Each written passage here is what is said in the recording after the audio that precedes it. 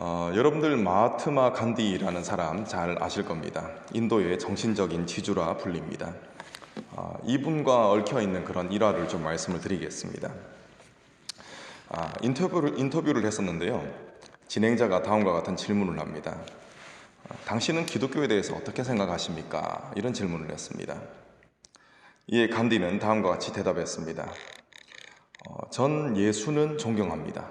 그런데 기독교인은 좋아하지 않습니다. 그들은 예수를 닮지도 않고 닮으려 하지도 않습니다. 이렇게 대답을 했다고 합니다. 최근 간디에 대한 그런 재해석에 논란이 있습니다. 하지만 이 사람이 많은 사람들에게 영향력을 끼쳤던 인물임은 틀림없습니다. 그래서 이 간디의 인터뷰 내용은 오늘을 살아가는 그리스도인들의 마음속에 큰 고민거리를 준다, 이렇게 할 수가 있겠습니다. 예수님을 믿는데 예수님을 닮지는 않았다라는 것, 나아가서 아예 닮을 생각이 없다라는 것, 이것은 주님의 뜻과 많이 어긋나 있는 상태일 것입니다. 오늘 말씀은 제사장이 지켜야 할 규례를 담고 있습니다. 이 규례는 즉 하나님의 뜻이 담겨져 있다, 이렇게 볼 수가 있는 것이죠. 제사장이 지켜야 할 규례의 핵심은 다른 것이 아닙니다. 지금까지 계속 레위기에서 강조되었던 것, 거룩입니다. 거룩이 강조되는 것입니다. 거룩은 어떤 것이냐면 바로 하나님을 닮는 것입니다. 오늘 말씀은 모든 말씀이 제사장과 또 그의 가문에게 내리신 명령이다, 이렇게 볼 수가 있습니다. 이 명령이 세 가지로 나뉘어져서 오늘 말씀에 등장합니다. 첫 번째는 제사장이 지켜야 할 규례입니다. 그리고 두 번째는 대제사장이 지켜야 할 규례, 세 번째는 아론의 자손들이 지켜야 할 규례라는 것입니다. 즉 제사장 가문이 지켜야 할 규례다, 이렇게 보면 됩니다. 첫 번째, 제사장이 지켜야 할 규례를 먼저 살펴보겠습니다. 제사장은 특별히 부정해지는 것, 그것을 조심해야 했습니다. 제사장에게 주어진 부정해지는 것을 막는 규례, 이것은 굉장히 엄격했습니다. 제사장의 부모나 자녀, 형제들과 같은 가까운 친척이 소천했을 경우 그들의 장례 때 시체를 만지는 것, 그것은 허용이 되었습니다. 그런데 출가한 누이, 아내의 친척의 시체를 만지는 것은 금지되었습니다. 이러한 규례들은 일반인들의 입장에서 봤을 때 너무하다 싶을 정도로 인간미가 없는 엄격한 규례였습니다. 지금은 이제 장례 문화가 여러 장례사도 있고 발달이 되어가지고 시체를 그분들이 다 이렇게 만지죠. 처리를 합니다. 그런데 예전에는 그렇지 않죠. 이제 가족들이 이렇게 했지 않습니까? 그런데 이런 이제 문화 가운데서 아예 손도 못 대게 하는 것, 이것은 굉장히 좀 일반적인 상식에서는 거리가 있는 그런 명령이다, 이렇게 볼 수가 있습니다. 이 규례가 있었고 또 이에 더해진 규례가 있습니다. 5절 말씀해 보니까 제사장들의 머리털을 깎아 대머리 같게 하지 말며 자기의 수염 양쪽을 깎지 말며 살을 베지 말고 라고 했습니다. 여러분, 이것은 하나님께서 왜 내리신 명령이겠습니까? 수염을 깎는 것 하나님의 취향이 아니기 때문에 그렇게 명령을 내리셨겠습니까? 그거는 아니지 않습니까? 그것은 아닙니다. 자, 이렇게 머리를 깎는다든지 수염을 깎는다든지 몸에 칼자국을 내는 것은 단순히 외모를 바꾸는 그런 행위가 아니었습니다. 이것은 이방인들이 자신들의 슬픔을 표현하는 그러한 장례 관습이었습니다. 그래서 이러한 행위를 통해서 죽은 자와 접촉하려는 그러한 또 시도들이 있었던 것이죠. 그래서 하나님께서는 이러한 행위를 철저히 금하셨습니다. 지금까지 나눴던 제사장이 지켜야 할 규례, 그것은 두 가지였습니다. 첫 번째는 시체를 만지지 말 것, 이방인들의 풍습에 따라 예도하지 말 것, 이렇게 두 가지가 나왔습니다. 이와 같은 것들을 철저히 금하신 목적이 있습니다. 여러분 6절 말씀 한번 보시겠습니다. 6절 말씀 제일 뒷부분에 보시면은 이렇게 말씀하십니다. 거룩할 것이다. 네, 거룩입니다. 거룩을 지키기 위해서 이러한 것들을 다 금하신 것입니다. 시체를 만지지 말 것, 그리고 이방인들의 풍습에 따라 예도하지 말 것, 이것 외에 또 더해지는 규례가 있습니다. 7절 말씀을 보시면은 이제 결혼에 관련한 말씀을 하시는 것을 볼 수가 있습니다. 창녀나 이혼당한 여인과의 결혼을 금하시는 것이죠. 이 목적도 동일합니다. 자, 8절 말씀해 보시면 또 계속적으로 거룩을 말씀하십니다. 거룩을 위해서 너희들은 이러한 규례를 지켜라, 이렇게 말씀하십니다. 여러분, 제사장은 어떤 사람들입니까? 하나님께 드리는 이 제사의 직분, 거룩한 직분을 맡은 사람들이 바로 제사장입니다. 그래서 이 제사장은 반드시 거룩해야 하는 것입니다. 제사장에게 있어서 여인을 잘 만나는 것, 그리고 한 여자의 남편이 되는 것은 거룩함을 지키기 위해서 매우 중요합니다. 여러분, 여인 때문에 용두사미와 같은 삶을 살았던 사람 누구입니까? 솔로몬입니다. 솔로몬은 하나님으로부터 엄청난 지혜를 받았던 사람입니다. 출발이 아주 좋았습니다. 그가 받은 것은 지혜뿐이 아니었습니다. 부와 명예 등 엄청난 것들을 하나님으로부터 받았던 자가 바로 솔로몬이었습니다. 그런데 여인들을 잘못 만나서 이 여인들을 대하는 잘못된 태도가 그의 인생을 완전히 망가뜨려 버렸습니다. 열왕기상 11장 3절 말씀 보니까 이렇게 되어 있습니다. 왕은 후궁이 700명이요 첩이 300명이라. 그의 여인들이 왕의 마음을 돌아서게 하였더라. 솔로몬의 나이가 많을 때에 그의 여인들이 그의 마음을 돌려 다른 신들을 따르게 하였으므로, 이렇게 되어 있습니다. 700 더하기 300, 1000명입니다. 지금 뭐 성도의 수가 1000명 돼도 큰 교회다 이렇게 하죠. 그런데 아내들이 1000명이다 이렇게 하면은 아이고, 말씀을 많이 들었습니다, 이렇게 할 정도의 숫자입니다. 그 정도의 아내들이 있었는데 이 아내들이 솔로몬에게 악 영향을 미쳤다는 것입니다. 하나님께 가까이 있던 그런 마음을 하나님으로부터 멀리 떨어뜨려 버리는 그러한 역할을 이 아내들이 했다는 것입니다. 그래서 제사장의 규례 가운데 이렇게 아내를 얻는 방법, 이 아내에 대한 규례, 이런 것들이 기록되어 있는 것입니다. 여러분, 뒤에는 더 강력한 명령이 이어집니다. 9절에 보면은 제사장의 딸이 행음하게 되면은 또 이제 불사를 지니라, 이렇게 강력한 명령을 내리고 있습니다. 이렇게 자신을 속되게 했다는 것은 매춘으로 인해서 더러워졌다라는 것을 의미합니다. 자, 이 당시에는 이방 신들에게 제사를 할 때 성행위를 하는 의식이 있었습니다. 그래서 이 신전에 창기가 있었습니다. 자, 이것은 단지 그냥 함부로 다른 사람들을 만나는 것, 이것을 의미하는 것이 아니라 우상 숭배와 밀접한 그런 관계가 있습니다. 자, 제사장의 딸이 타락해서 우상 숭배를 일삼는 신정 창기가 된다라고 한다면은 그것을 굉장히 강력하게 처벌하라 라는 하나님의 명령인 것입니다. 여러분, 이에 대한 목적도 동일합니다. 8절 말씀 한번 보시겠습니다. 거룩입니다. 거룩함을 위해서 이렇게 강력한 규례들을 이행하라 라고 말씀을 하시는 것입니다. 죄된 것, 부정한 것 등 이 모든 것들을 다 오염시킨다는 것입니다. 삶을 오염시킨다는 것입니다. 그리고 이것들은 멸망으로 이끌어가기 때문에 정말 힘들고 어렵더라도, 또 인간적으로 가슴이 아프다 하더라도 이 모든 죄된 것들을 철저히 처리하라라는 것, 이것을 하나님은 말씀하셨습니다. 자, 지금까지가 바로 제사장이 지켜야 할 규례입니다. 그리고 두 번째로 대제사장이 지켜야 할 규례입니다. 이것은 간단하게 짚고 넘어가겠습니다. 왜냐하면 거의 대동소이합니다.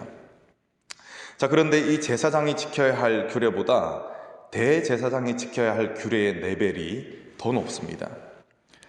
더 높은 수준의 거룩함, 더 완전한 거룩함을 요구받는 것입니다.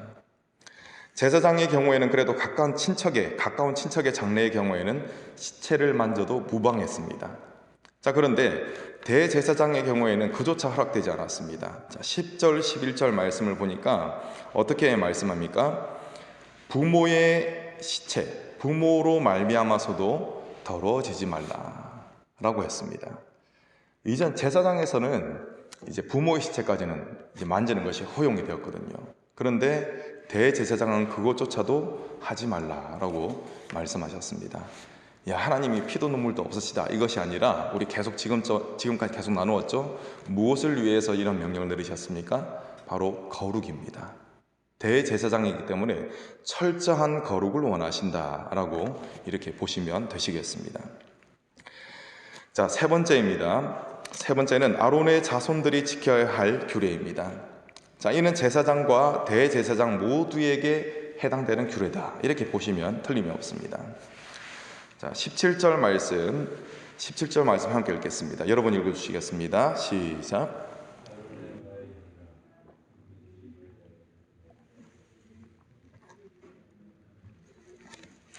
네, 육체에 흠이 있는 자는 가까이 오지 못할 것이다 라고 하셨습니다. 이것은 굉장히 오해를 사기 굉장히 쉬운 말씀입니다. 여러분, 이것은 얼핏 보면 장애인을 차별하는 것 같은 그러한 느낌을 줍니다. 그런데 그렇지 않습니다. 성경을 바라볼 때 오해하기 그런 쉬운 본문이 있거든요. 그런데 반드시 성령께서 조명해 주시는 그 빛 안에서 봐야 합니다. 자, 흠이 있는 자가 제사의 직무를 감당하지 못한다라는 것은 하나님께서 장애인을 차별해서가 아니라 마찬가지입니다. 거룩함을 강조하기 위해서입니다. 그 당시에는 신체적인 온전함이 곧 거룩함의 상징으로 인식되어졌습니다. 자, 하나님은 건강한 신체를 가진 제사장이 제사의 직무를 감당하게 하심으로써 온전함, 거룩함, 이것을 간절히 원하시는 것을 이 마음, 하나님의 뜻이 이렇다라는 것을 엿볼 수 있도록 만드셨습니다. 여러분, 사실 인간의 나약함, 인간의 이렇게 장애라든지 이러한 부분들, 이러한 것들은 하나님께로부터 나온 것이 아닙니다. 하나님께서 너는 불편하게 살아라 이렇게 적극적인 의도로 가지시고 만드신 것이 아니라는 겁니다. 이러한 모든 종류의 흠과 연약함은 인간의 타락의 결과입니다. 범죄의 결과, 타락의 결과로 육체적인 흠만 생긴 것이 아닙니다. 더 근원적인 문제인 영혼의 흠까지도 생겼던 것입니다. 그래서 모든 사람이 생각하는 것조차도 하나님이 보시기에 악한 것이 되었고, 따라서 모든 사람은 하나님 앞에 나아갈 수조차 없었습니다. 여러분, 여기서 우리가 주목해야 되는 것은 인간의 타락으로 인해서 이것이 인간의 연약함과 어떤 특정한 인간이 아니라 인간 전체의 타락으로 인해서 연약함과 또한 부족함이 생겼다는 것입니다. 그래서 어떻습니까? 모든 사람은 이것 때문에 하나님 앞에 나갈 수가 없습니다. 모든 사람이.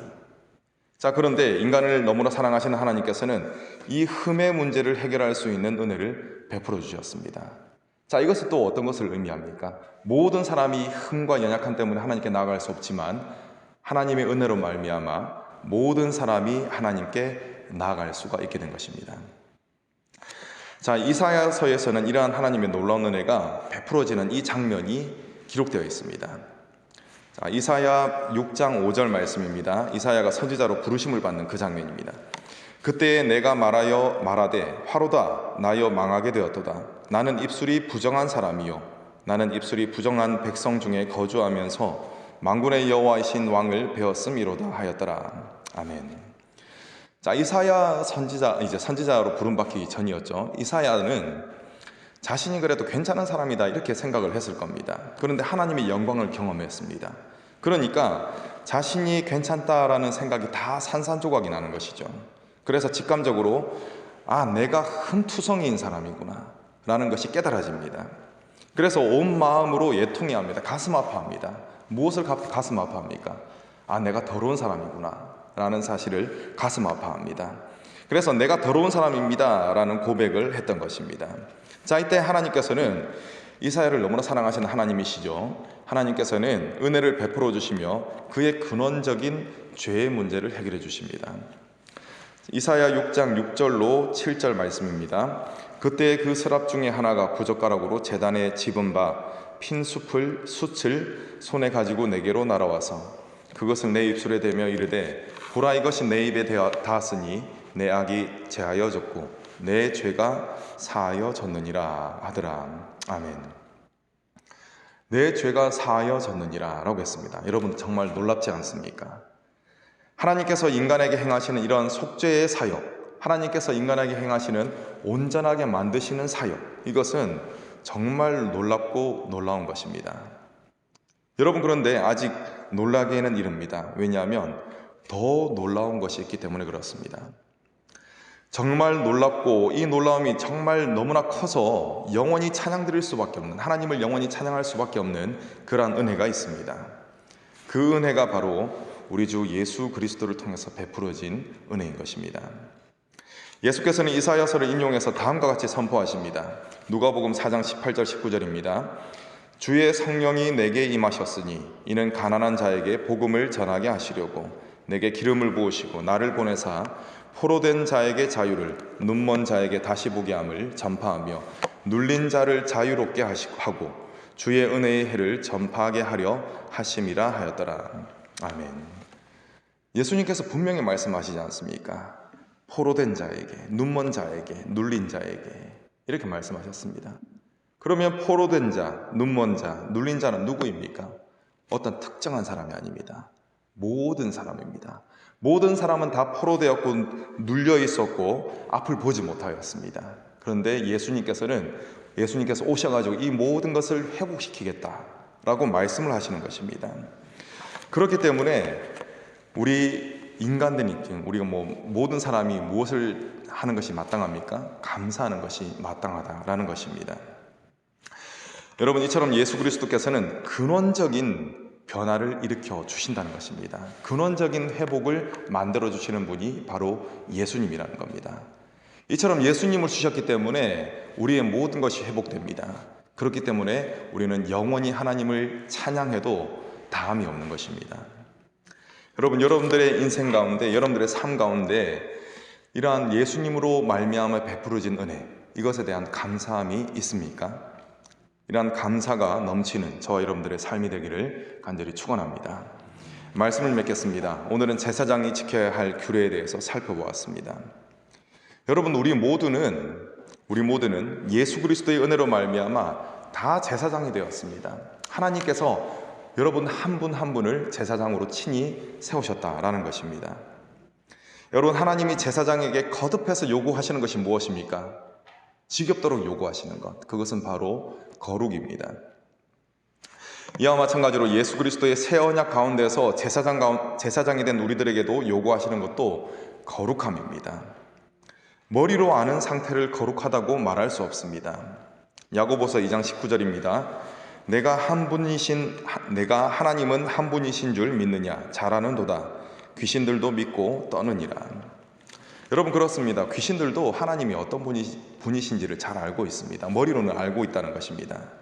그런데 여러분, 귀신이 절대 할 수 없는 것이 있습니다. 그것은 바로 순종입니다. 순종. 그렇기 때문에 귀신에게는 이것이 없습니다. 거룩함이 없습니다.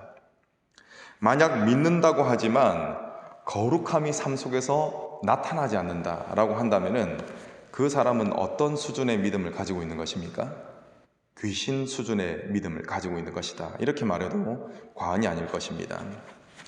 여러분, 이 시간 우리들의 믿음을 점검하기를 원합니다. 여러분에게는 어떤 믿음이 있습니까? 행함이 있는 진짜 믿음이 있습니까? 아니면 행함이 없는 귀신 수준의 믿음이 있습니까? 여러분, 거룩함과 진실한 행실이 있는 그러한 성도의 믿음이 바로 저와 여러분들의 믿음이 되기를 간절히 소망합니다. 기도하시겠습니다.